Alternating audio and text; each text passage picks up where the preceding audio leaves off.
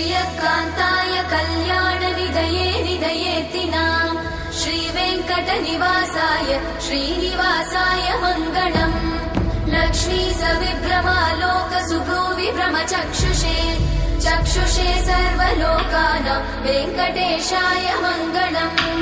श्रीवेङ्कटाद्रिशृङ्गाग्रमङ्गलाभरणाङ्गये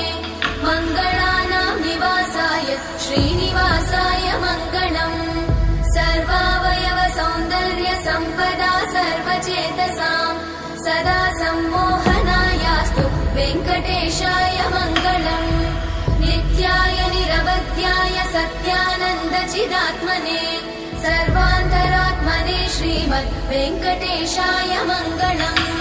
स्वतः सर्वविदे सर्वशक्तये सर्वशेषिने